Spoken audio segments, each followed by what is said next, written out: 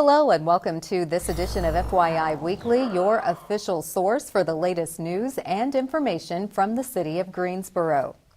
The city of Greensboro is nearing the first phase of installing interactive kiosks in the downtown area as part of an ongoing commitment to the implementation of smart city initiatives.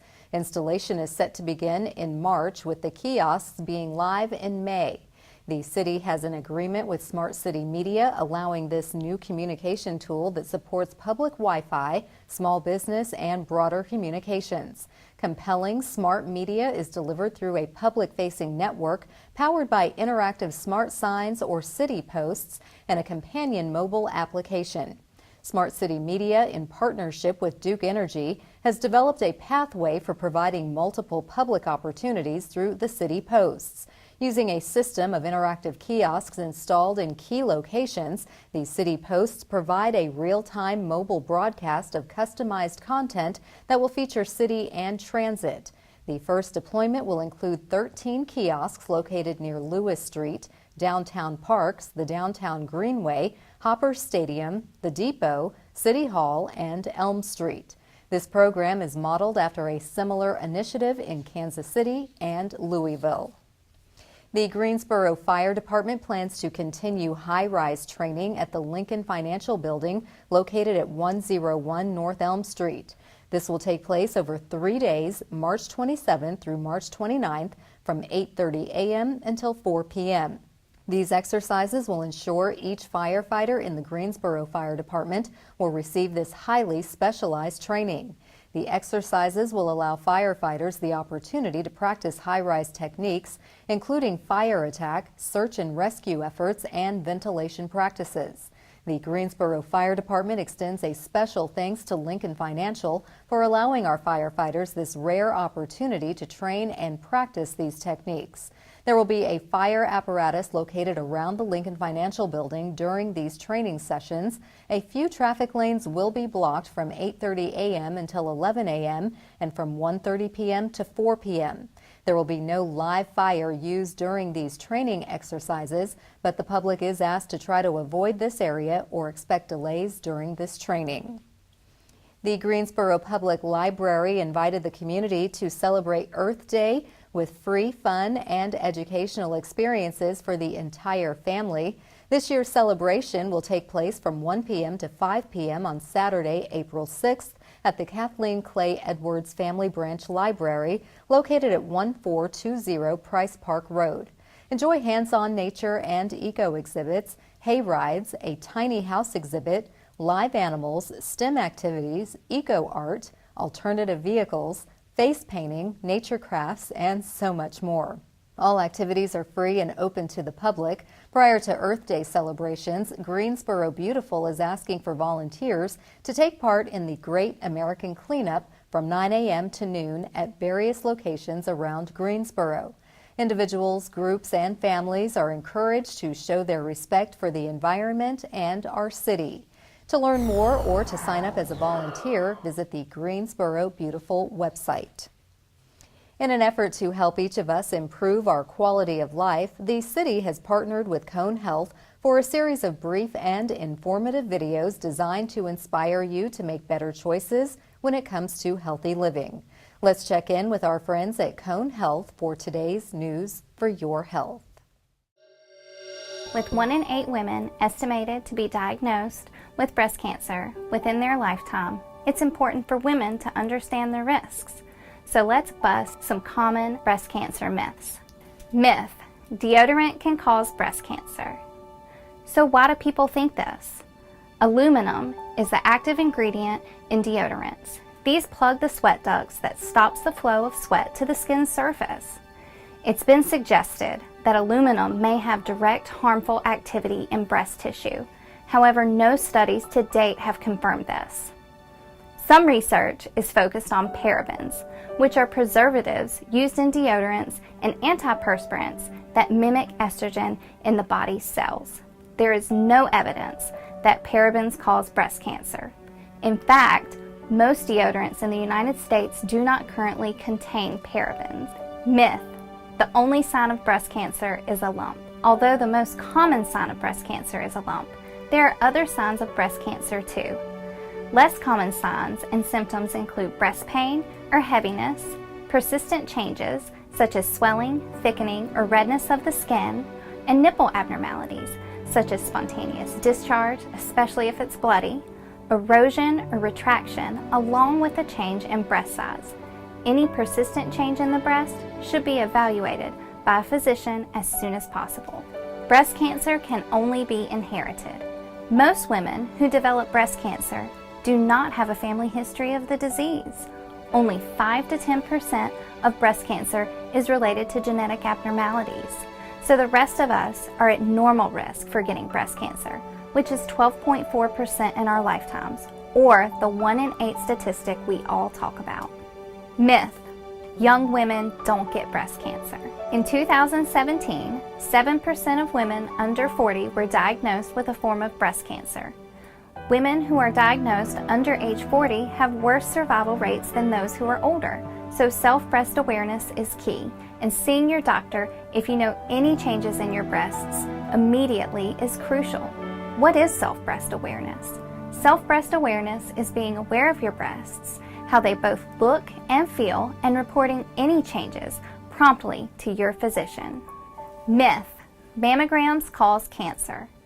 The radiation emitted from a mammogram is minimal and is less than an X-ray. Mammography reduces the risk of dying from breast cancer by about 20%. Early detection of breast cancer by mammography also leads to a greater range of treatment options, including less extensive surgery and the use of chemotherapy with fewer serious side effects, or sometimes the option to forego chemotherapy altogether. Myth: there's no way to lower my breast cancer risk. Yes, there is. Get moving. Postmenopausal breast cancer risk is about 1.5 times higher in overweight women and about 2 times higher in obese women than in lean women. Women who get regular physical activity have a 10 to 20% lower risk of breast cancer compared to women who are inactive. Eat healthy. A diet rich in fruits and vegetables and limited in processed meats and red meats is key. Limit alcohol if you drink at all. Women who have 2 to 3 alcoholic drinks per day have a 20% higher risk of breast cancer compared to women who do not drink. Avoid tobacco. A review by the American Cancer Society researchers found that women who initiated smoking before the birth of their first child had a 21% higher risk of breast cancer than women who never smoked at all. Myth: men don't get breast cancer. Breast cancer in men is rare, accounting for less than 1% of breast cancer cases in the United States. However, since 1975, this number has been on the rise. Men are more likely than women to be diagnosed with advanced stage breast cancer, which likely reflects decreased awareness and delayed detection because screening mammography is not recommended for men due to the rarity of the disease. Thanks for joining me. I hope this information has been helpful. To learn more about cancer care at Cone Health Cancer Center, go to conehealth.com/cancer. I'm Lindsay Causey.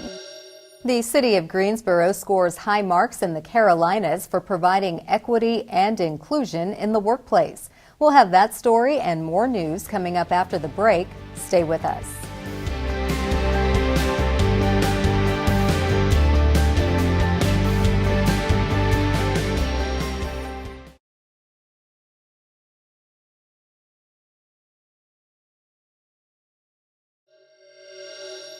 Welcome back to FYI Weekly. The City of Greensboro scored a 79 out of 100 possible points in the latest listing of the Municipal Equality Index, or MEI. This marks the 4th consecutive year Greensboro placed first among all other cities in North Carolina and South Carolina. The MEI is commissioned by the Human Rights Campaign. It examines the laws, policies, and services of municipalities and rates them on the basis of their inclusivity of lesbian, gay, bisexual, transgender, and queer, or LGBTQ people who live and work in the city. Cities are rated based on non-discrimination laws, the municipality as an employer, municipal services, law enforcement, and the city leadership's public position on equality. Greensboro scored perfect scores in 3 out of 5 categories, which include municipal services, law enforcement, and leadership on LGBTQ communities. The city has long included sexual orientation in its equal employment opportunities policy and scored points for the city leadership's commitment to include the LGBTQ community and to advocate for full equality. The annual MEI is produced by the Human Rights Campaign, which represents more than 1.5 million members and supporters of LGBTQ equality in the U.S. The city's Neighborhood Development Department is co-sponsoring the 2019 Housing Summit this week in partnership with the Greensboro Housing Coalition. This year's theme is Prescription for Healthy Communities, with a focus on how housing impacts child health. The summit will take place from 8 a.m. to 3 p.m. on Wednesday, March 27th at George K's Event Center located at 2108 Cedar Fork Drive. Attendees will get to hear from and interact with experts on how housing affects our well-being. The goal is to help strategize about what we can do to improve our community through housing interventions, system change, and policy levers. The keynote speaker is Dr. Megan Sandel, the nation's leading expert on how housing impacts child health.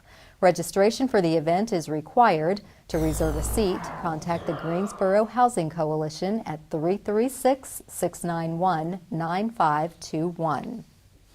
The Greensboro Farmers Curb Market is gearing up to host its Made for Market Local Makers Show. Mark your calendar for Sunday, May 5th from 11 a.m. to 4 p.m. This marks the largest North Carolina juried craft event in the region. A variety of handcrafted jewelry, pottery, art, and packaged artisan foods will be displayed at the farmers market, which houses more than 115 vendors year-round on Saturdays. Made for Market is an opportunity to shop for unique gifts in time for Mother's Day, graduation, weddings, or Father's Day. Applications are open for handcraft products. Event goers can enjoy live Americana music from singer-songwriter John Stevens and lunch from on-site food trucks such as the Pearl Kitchen and the Grinder Cafe. The farmers market is located at 501 Yanceyville Street. For more information or to obtain the vendor application, visit Eventbrite or the Greensboro Farmers Market website. In an effort to spotlight and celebrate local artists, business owners, community builders, and essentially the next generation of leaders, the city is proud to partner with Action Greensboro to introduce our Made in Greensboro series. Let's check out today's profile.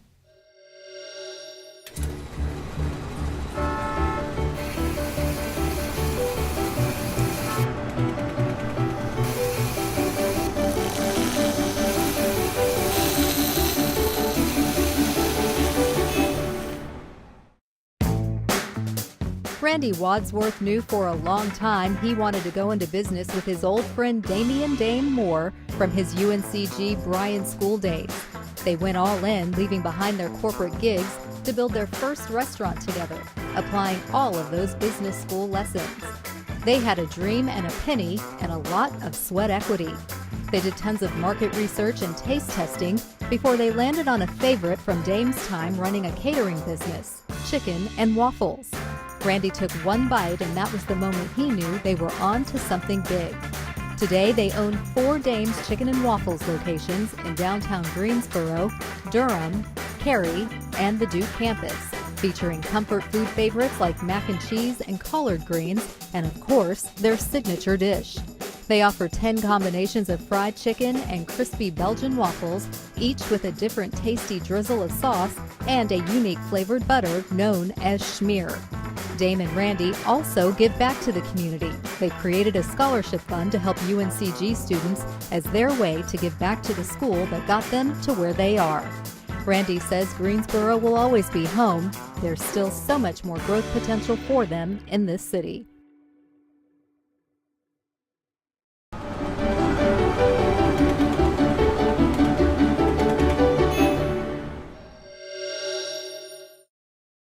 To learn more about Made in Greensboro or to see more images taken by photographers Jerry Walford and Scott Mothersbaugh, visit the Action Greensboro website at madeingso.com.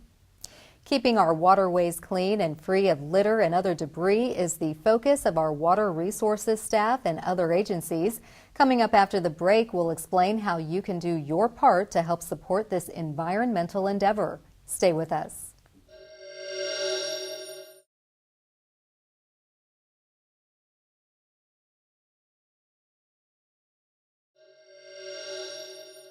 Welcome back to FYI Weekly.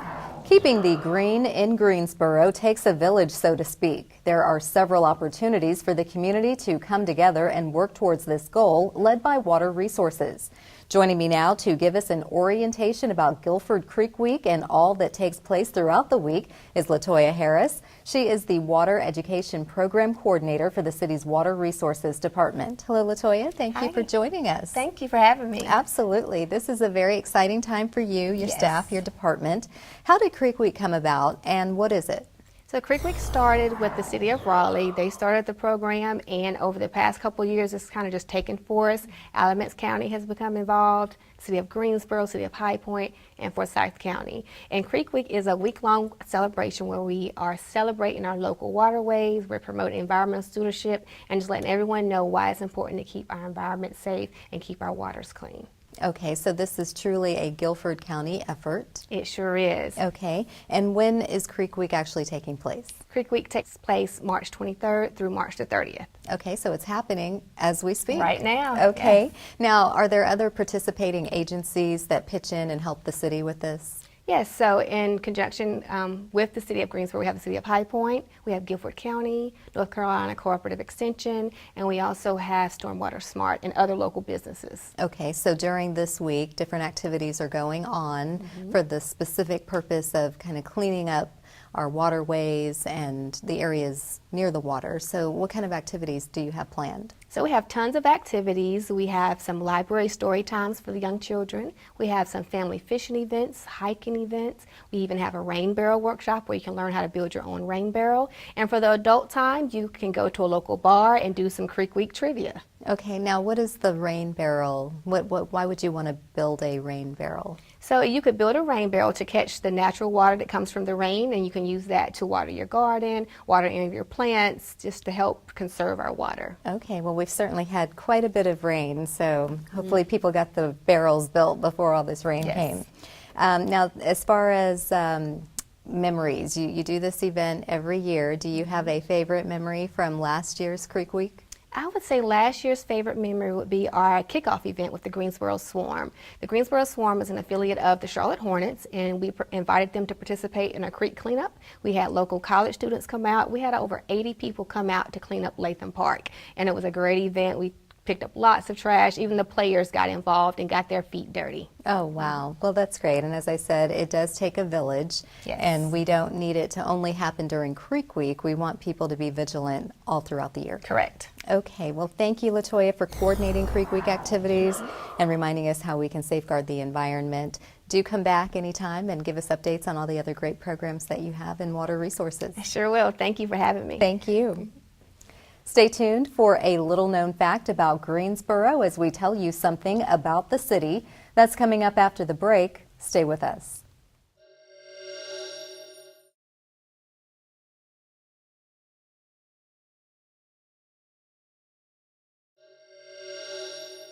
Welcome back.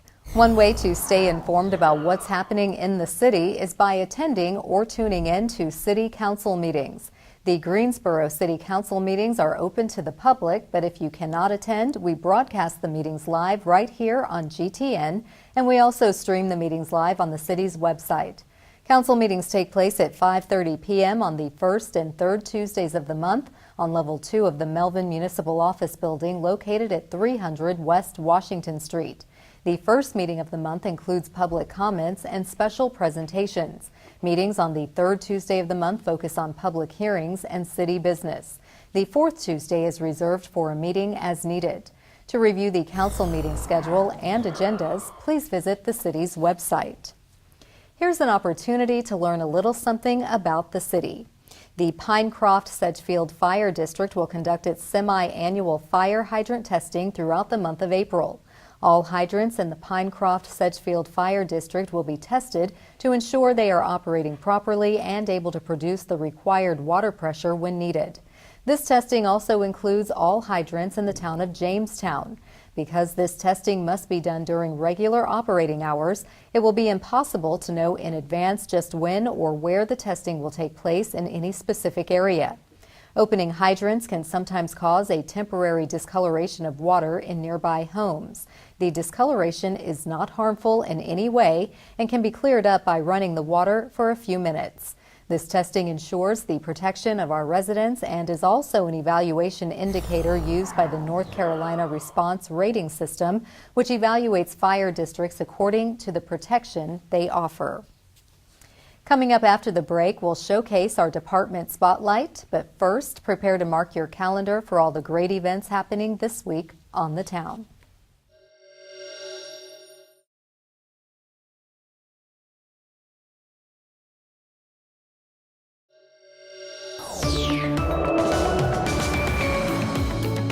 Hey, this is Josh. Spring is officially here, and there are lots of fun events happening this weekend on the town. Start off your weekend with the musical Pearly, starting at 8 p.m. at the Caldeclue Multicultural Arts Center. Greensboro's own Angela Williams Tripp is directing this play that is appropriate for all ages. Pearly Victorious returns home to acquire the local church.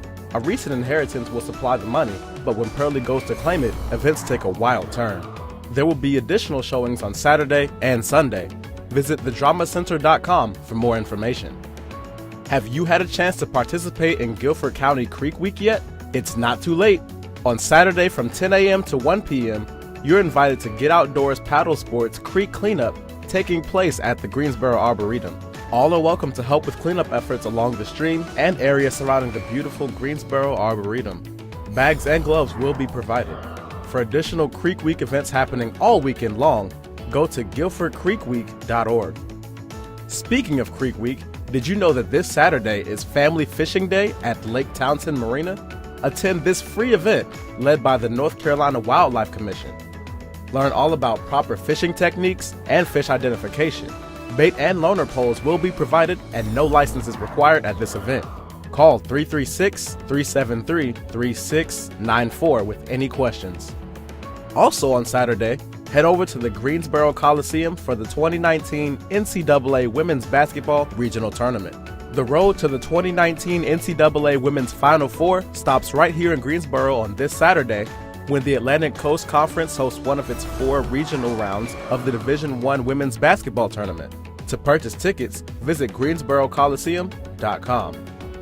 Grab your jammies and join the Greensboro Science Center and Chick-fil-A for a fun-filled after-hours party designed especially for families with children ages 12 and younger on Saturday night. Dance to the rockin' tunes of Big Bang Boom while enjoying plenty of farmyard fun, all for a great cause. Proceeds from the event will support the Science Center's conservation efforts. Visit greensboroscience.org for more information or to purchase tickets. Keep watching FYI Weekly right here on GTN to find out more about what's happening on the town.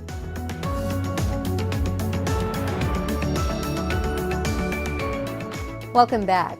The City of Greensboro has more than 20 departments and several divisions committed to serving you, our residents and visitors. Let's go behind the scenes in our department spotlight. Today, we place the spotlight on the Budget and Evaluation Department. In collaboration with the IT department, the budget staff has launched a new online bond tracker. This allows residents to find information about the bonds voters approved in November 2016, totaling $126 million. The bond tracker allows residents to find details on the community economic development, housing, parks and recreation, and transportation projects that will use the bond funds. John Decker, one of the city's budget analysts, says the bond tracker is one more example of how the city of Greensboro is using technology to be a more purpose-driven, data-informed, and people-centered organization. The tracker shows how much money has been spent on each project and other details like estimated start and completion dates. Straight ahead on the other side of the break is this week's Way to Go GSO shout-out. Stay with us.